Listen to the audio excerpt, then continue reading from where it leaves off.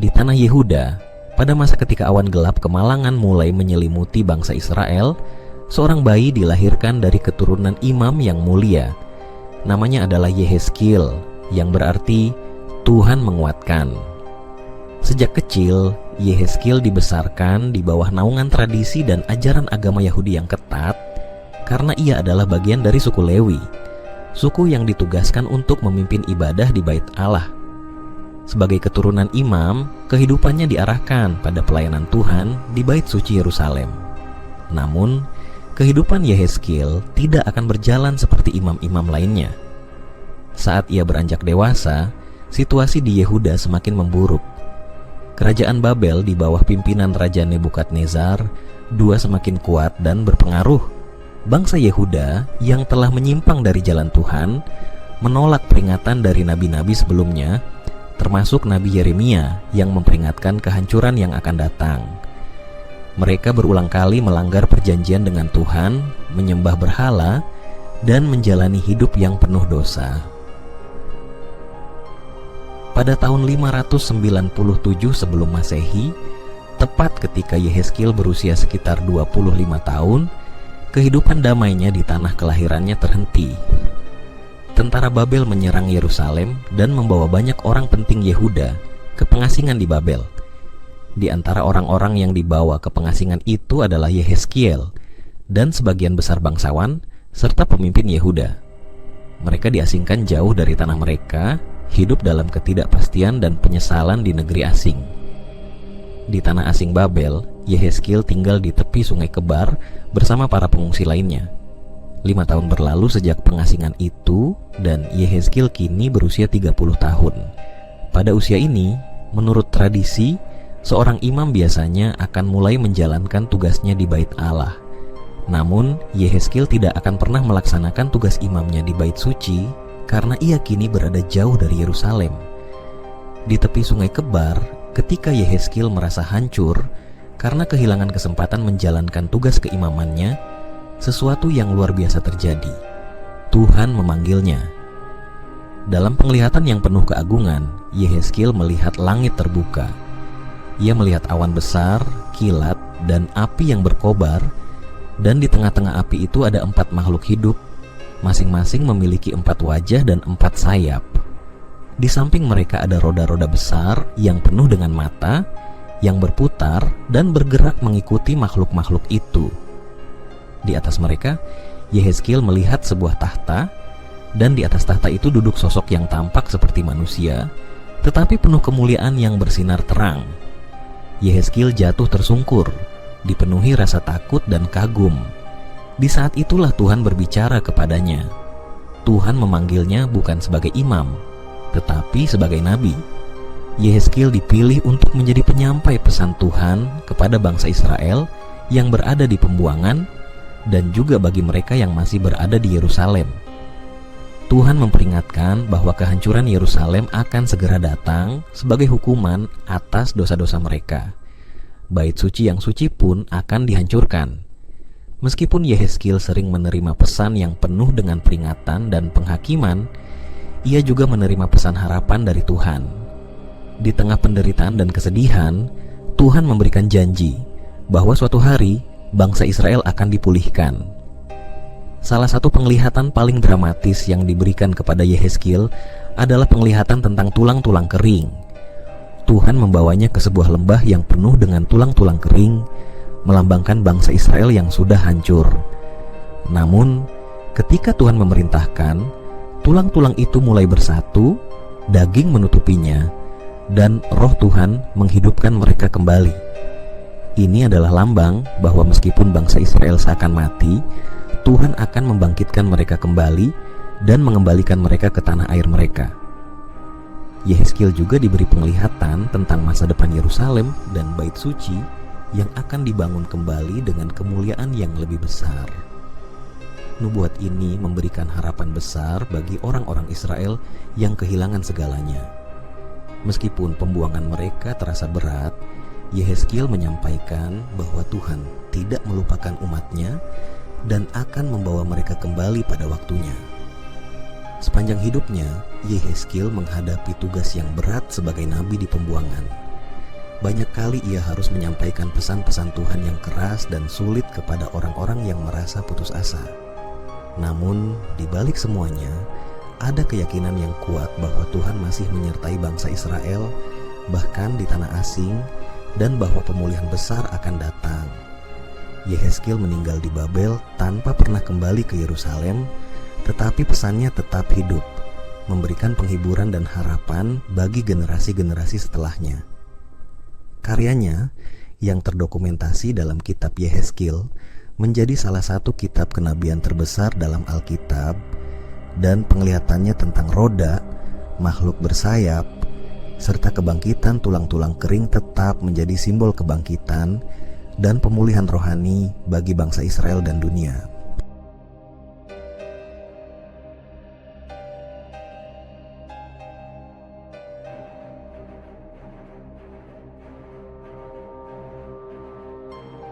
Nabi Yehezkiel atau Ezekiel dalam bahasa Inggris adalah salah satu nabi besar dalam tradisi Yahudi yang hidup pada masa pembuangan Babel sekitar abad ke-6 sebelum Masehi. Ia dikenal melalui kitab Yehezkiel di dalam tanah Perjanjian Lama. Beberapa peristiwa besar dan tokoh-tokoh penting terkait dengan kehidupannya dan nubuat-nubuatnya. Pertama, konteks sejarah, pembuangan Babel. Pada abad ke-6 sebelum Masehi, Yehuda berada di ujung tanduk. Raja-raja yang memerintah tidak lagi mengikuti jalan Tuhan, dan bangsa Israel tenggelam dalam penyembahan berhala serta ketidakadilan. Para nabi, termasuk Yeremia dan Yehezkiel, memperingatkan bangsa itu bahwa kehancuran akan datang jika mereka tidak bertobat. Namun, bangsa itu tidak mendengarkan. Di tengah kekacauan itu, muncul ancaman dari timur.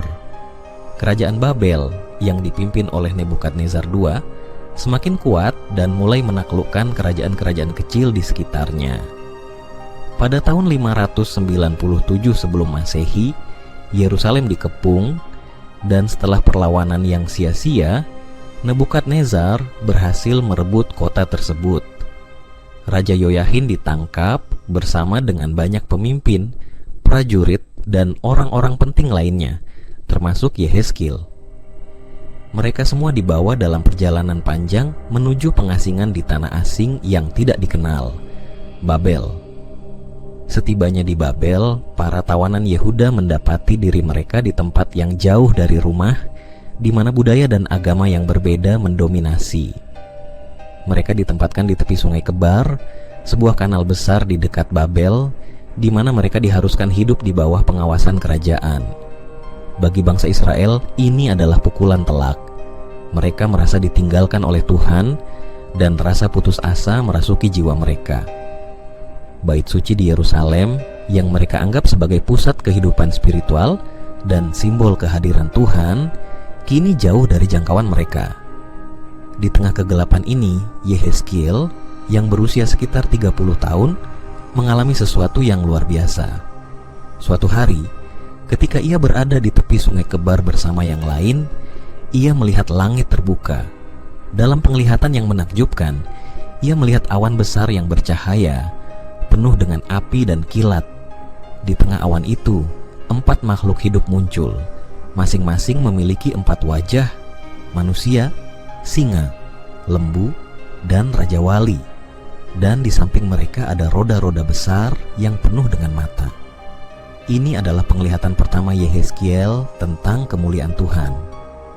Tuhan berbicara kepada Yehezkiel, memberinya tugas sebagai nabi, bukan hanya untuk mereka yang di pengasingan, tetapi juga untuk mereka yang masih di Yerusalem. Dalam pesan-pesan pertamanya, Yehezkiel harus menyampaikan kabar buruk. Yerusalem akan jatuh sepenuhnya. Bait suci yang suci akan dihancurkan, dan bangsa Yehuda akan kehilangan segalanya karena dosa-dosa mereka. Meski sulit, Yehezkiel menyampaikan nubuat itu dengan setia, meskipun banyak yang tidak mempercayainya atau menganggapnya terlalu keras. Pada tahun 586 sebelum Masehi, nubuat itu menjadi kenyataan. Yerusalem diserang kembali oleh Nebukadnezar, kali ini dengan kehancuran total. bait suci dibakar, dan sebagian besar penduduk yang tersisa dibawa ke Babel. Berita tentang kehancuran Yerusalem akhirnya sampai ke Yehezkiel dan para tawanan lainnya di Babel. Duka dan kesedihan menyelimuti mereka karena kota mereka yang tercinta kini telah menjadi puing-puing. Mereka merasa kehilangan Tuhan dan tanah air mereka, seperti orang yang tidak punya tempat kembali. Namun, di tengah kehancuran ini, Tuhan tidak meninggalkan umatnya. Melalui Yehezkiel, Tuhan mulai memberikan pesan-pesan harapan.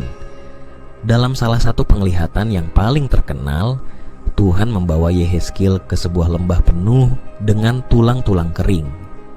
Tulang-tulang ini melambangkan bangsa Israel yang sudah mati secara rohani dan hancur. Tetapi ketika Tuhan berbicara, tulang-tulang itu mulai bergerak, bersatu, ditumbuhi daging, dan akhirnya hidup kembali sebagai tentara besar.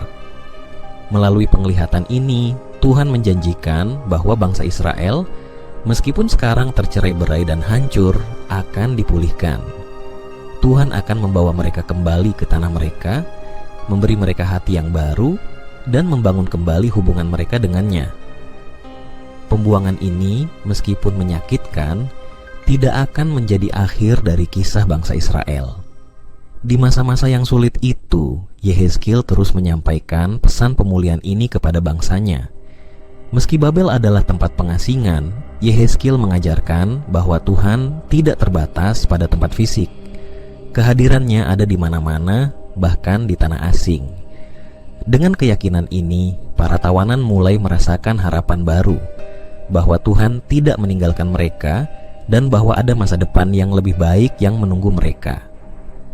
Tahun-tahun berlalu, dan Yehezkiel terus menjalankan tugas kenabiannya hingga akhir hidupnya di Babel. Ia meninggal sebelum bangsa Israel kembali ke tanah air mereka, tetapi pesan-pesannya tetap hidup.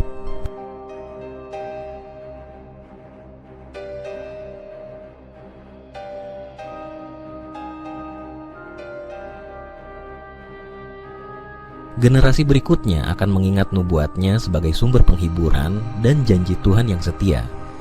Pada akhirnya, pembuangan Babel bukanlah akhir dari kisah bangsa Israel, tetapi awal dari perjalanan pemulihan mereka menuju hubungan yang lebih mendalam dengan Tuhan.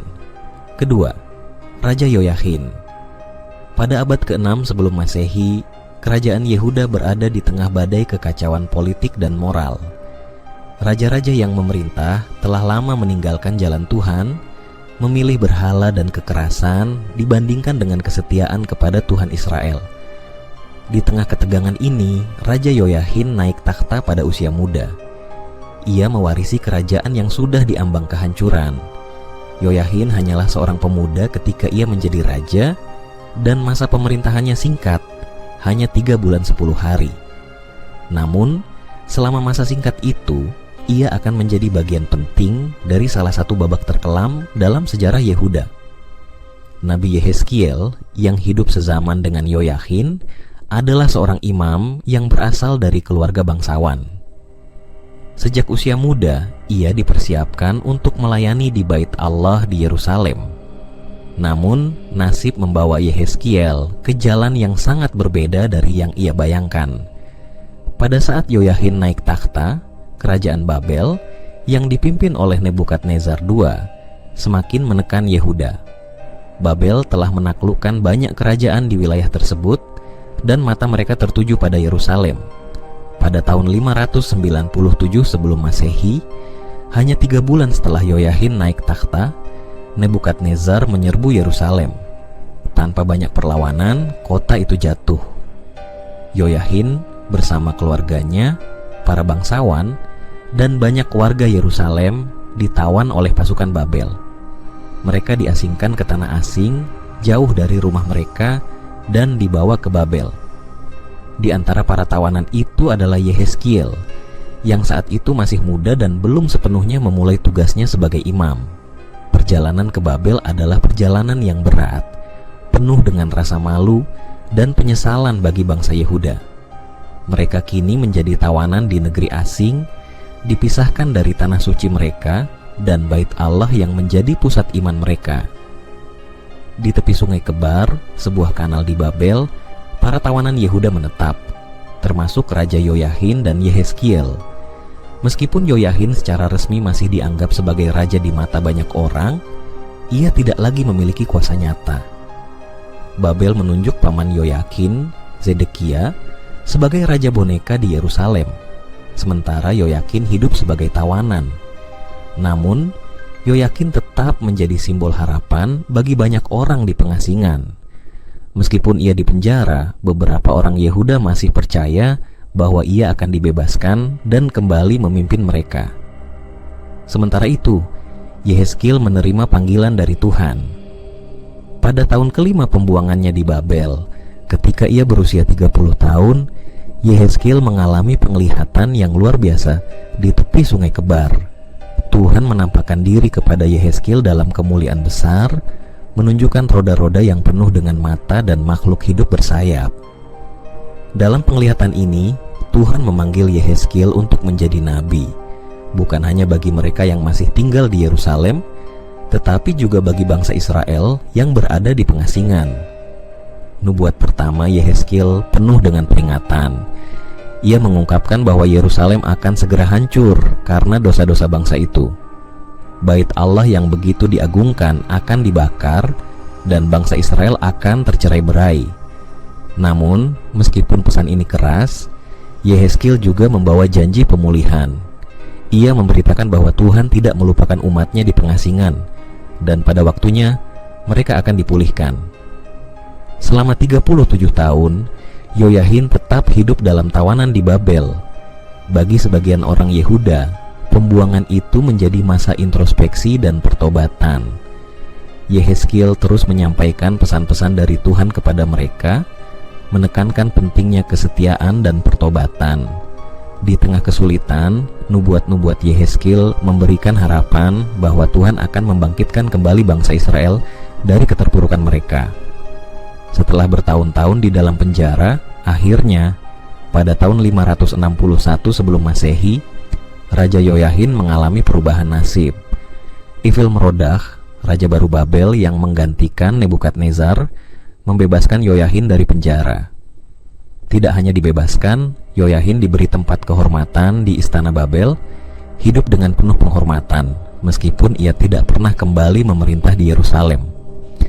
Bagi banyak orang Yehuda yang berada di pengasingan, kebebasan Yoyahin dianggap sebagai simbol harapan, bahwa mungkin suatu hari nanti, bangsa mereka juga akan dibebaskan dari pengasingan dan dipulihkan. Meskipun kisah Yoyahin tidak diwarnai oleh kepemimpinan yang kuat atau kemenangan militer, nasibnya yang berubah setelah bertahun-tahun di penjara mencerminkan tema besar yang juga diusung oleh nubuat Yehezkiel: pengampunan, pemulihan, dan janji Tuhan untuk membebaskan umatnya bahkan di saat-saat tergelap.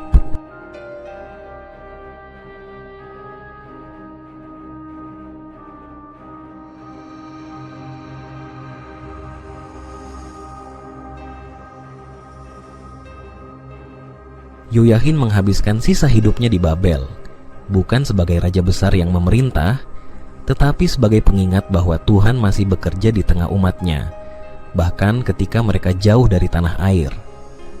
Dengan demikian, kisah Raja Yoyahin dan Nabi Yehezkiel tidak hanya menceritakan penderitaan bangsa Yehuda di Babel, tetapi juga merupakan kisah tentang iman di tengah pengasingan, tentang harapan di saat keputusasaan, dan tentang janji Tuhan yang tidak pernah gagal untuk memulihkan umatnya. Ketiga, invasi Raja Nebukadnezar II. Pada awal abad ke-6 sebelum Masehi, bayang-bayang ancaman besar membayangi kerajaan Yehuda.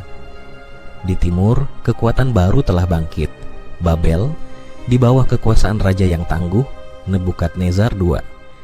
Kekaisaran Babel tumbuh kuat, menaklukkan wilayah-wilayah di sekitarnya dengan kejam dan tanpa ampun. Sementara itu, di Yerusalem, bangsa Yehuda tengah bergulat dengan dosa dan pemberontakan. Raja-raja Yehuda tidak lagi setia kepada Tuhan, dan bangsa itu terjebak dalam penyembahan berhala serta ketidakadilan. Peringatan dari para nabi, termasuk Yeremia dan Yehezkiel, tidak dihiraukan. Pada tahun 605 sebelum Masehi, Nebukadnezar yang baru saja mengukuhkan kekuasaannya melancarkan serangan pertama ke wilayah Yehuda. Meskipun tidak menaklukkan Yerusalem sepenuhnya, Babel mulai memaksakan kekuasaannya atas Yehuda, dan sebagai tanda tunduk, beberapa bangsawan Yehuda dibawa ke Babel sebagai tawanan. Di antaranya adalah Daniel dan rekan-rekannya yang kelak menjadi tokoh penting di istana Babel. Namun, invasi besar yang menentukan belum terjadi. Raja Yoyakhin yang saat itu memerintah di Yerusalem mencoba melawan tekanan dari Babel. Kesetiaan Yehuda terpecah antara mendukung Mesir di barat atau tunduk kepada Babel di timur. Kesalahan ini membuat Nebukadnezar marah. Pada tahun 597 sebelum Masehi, ia kembali, kali ini dengan kekuatan penuh. Yerusalem dikepung. Raja Yoyakhin dan para pemimpin Yehuda segera menyadari bahwa perlawanan mereka sia-sia. Setelah hanya 3 bulan memerintah, Yoyakhin menyerah kepada Nebukadnezar.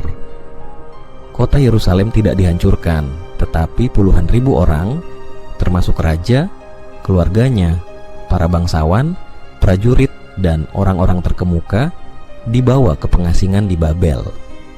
Di antara mereka yang dibawa ke pengasingan itu adalah Yehezkiel, seorang imam muda dari garis keturunan Lewi.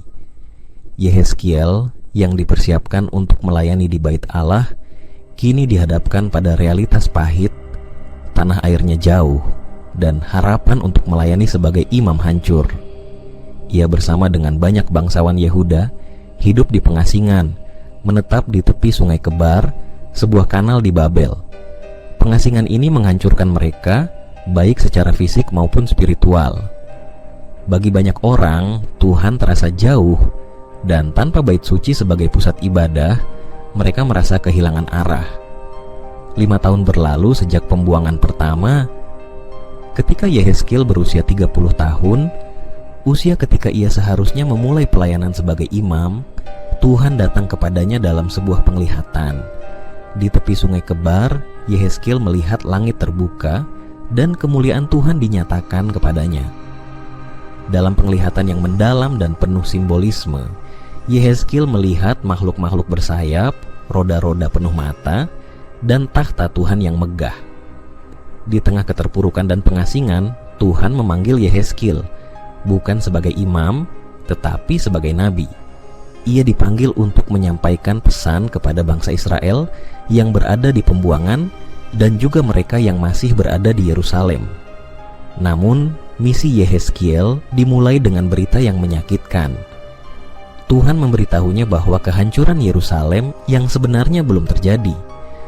Meskipun Yoyakhin telah ditawan, Yerusalem masih berdiri di bawah pemerintahan Raja Boneka yang ditunjuk oleh Babel, Zedekia. Tetapi, dosa-dosa bangsa Yehuda belum berhenti. Para pemimpin mereka terus memberontak melawan Babel, berpikir bahwa Mesir akan datang menyelamatkan mereka. Di tengah kebimbangan politik ini, Yerusalem semakin jauh dari Tuhan. Yehezkiel yang berada di Babel mulai memperingatkan bangsanya tentang apa yang akan datang. Ia menyampaikan nubuat bahwa Yerusalem akan jatuh, bukan hanya secara politik, tetapi secara rohani. Bait suci yang suci, pusat ibadah dan identitas bangsa akan dihancurkan. Namun, pesan-pesan Yehezkiel tidak dihiraukan. Orang-orang di pengasingan berharap bahwa mereka akan segera kembali ke tanah air mereka, dan mereka menolak mempercayai nubuat kehancuran ini. Lalu datanglah tahun 586 sebelum Masehi, dan nubuat Yehezkiel menjadi kenyataan. Nebukadnezar marah dengan pemberontakan yang terus berlanjut di Yehuda, mengirim pasukannya untuk menghancurkan Yerusalem sekali lagi. Kali ini, penyerangan itu tak terhindarkan dan kejam. Selama berbulan-bulan, Yerusalem dikepung, kelaparan melanda kota, dan rakyatnya jatuh dalam keputusasaan.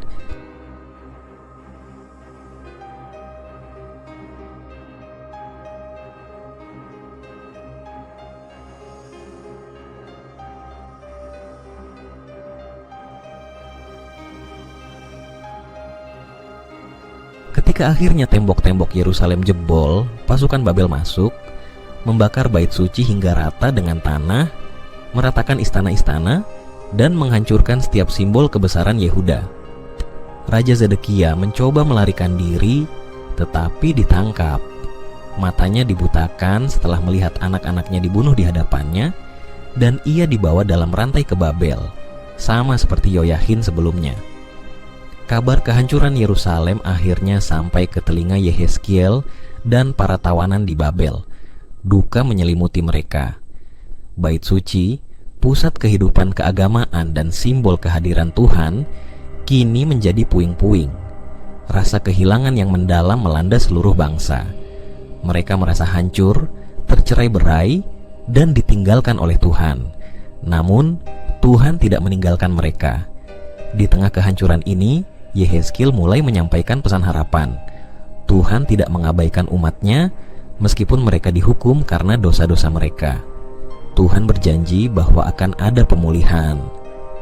Dalam penglihatan yang sangat kuat, Yehezkiel dibawa oleh Tuhan ke lembah penuh tulang-tulang kering. Di sana, Tuhan menunjukkan kuasa-Nya dengan membangkitkan tulang-tulang itu menjadi tentara yang hidup. Ini adalah simbol kebangkitan bangsa Israel yang telah mati, sebuah janji bahwa mereka akan dibawa kembali ke tanah mereka dan dipulihkan. Meskipun invasi Nebukadnezar menghancurkan Yerusalem dan menandai akhir kerajaan Yehuda, kisah ini tidak berakhir dengan keputusasaan. Melalui Yehezkiel, Tuhan mengajarkan bahwa bahkan di tengah penghancuran dan pengasingan, selalu ada harapan. Janji Tuhan tidak pernah gagal.